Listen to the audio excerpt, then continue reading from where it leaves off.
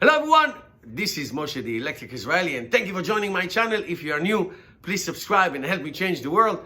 One electric car at a time. Thank you to all my patrons, your support is awesome. And those who order their Tesla using my referral code, thank you to all of you.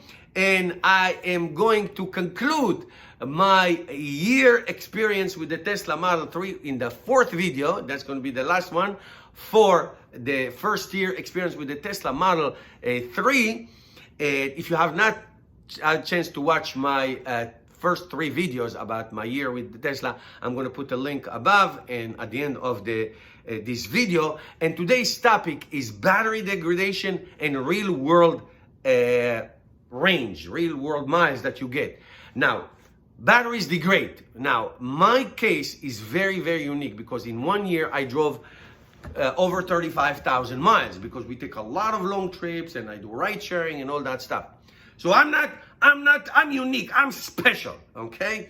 The average American annual miles, it's about 12,000. That's why most leases are 12,000 miles a year. So I'm 3 times more. So I'm not a good example. So in this 1 year, this 36,000 almost miles, I almost never do charge my Tesla to 100%. It's usually 80-85%. That's number one. The reason, the 1 or 2 times that I do it is just if I want to make a video like I just did now. So I did charge my car to 100% last week. I'm going to show you the results in a second. And I want to say that when I got this car, the rated range was 310. And after a software update, it went to 100. Did I say 110? 310 miles. And then when I got the software update, it went to 325. I can tell you that at no time it reached 310, and then later on 325. So when it was 310, one time I got 308. And when it was 325, it got to 316. So I charged it last week, and here are the results. It's 308. Does that mean that the car lost all these miles, 17 miles? The answer is probably not. You know, those are rated range. Those are estimates.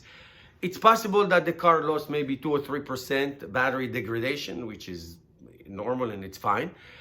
But what counts the most, that the most important thing is real world range. And real world range has to be measured by real world driving.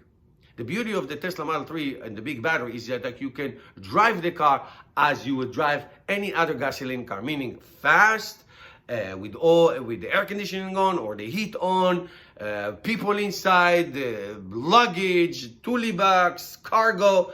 You can do whatever you want.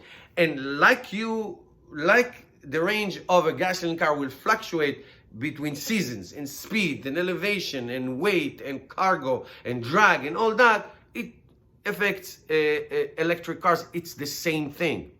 So what I'm telling you is I'm going to tell you the real world range. Now, if you want to drive the car 25 miles an hour with no climate control, you're probably going to get 600 miles, but you're going to get a ticket and a lot of flips around on the roads. Nobody drives like this, okay?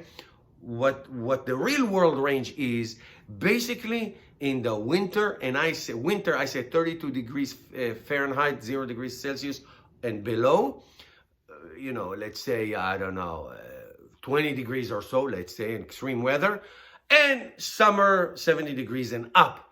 You will get in the winter around 220, 230, that's what you're gonna get. And in the summer driving, probably 280, 290. If you're lucky, you can get 300. And this is what I say, in real world driving, drive fast, drive up, down, cargo, people, doesn't matter. Heat, cold, doesn't matter. That's what you're gonna get. Real world range, and I tested it umpteen times.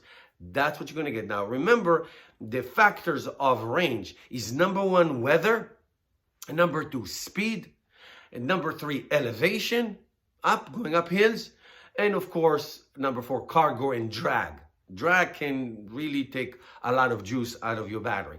But that's what you get. That's what you get. In a Tesla Model 3 long range, you will get 220, 230-ish real world mile in cold weather, and you'll get 280, 290 in summertime, 70 degrees and up. Is that good? It's fantastic. It's absolutely fantastic. And why is it fantastic? Because the Model 3 on long range driving is equipped to charge so fast. Now it's level 245 kilowatt, and in some areas it's 250 kilowatt. So your charging speeds are so quick that you will not suffer, quote unquote, in long range driving. We did so many of them. So my suggestion to you is very, very simple. Drive it as it is, no problem. And if you can, the bigger the battery, the longer the range, the better for you. It gives you a lot more flexibility. Okay, that concludes the 4 video series of my experience with Tesla Model 3, which is phenomenal. Thank you guys for watching. Put questions and comments below. Give me a thumbs up, and I'll see you tomorrow.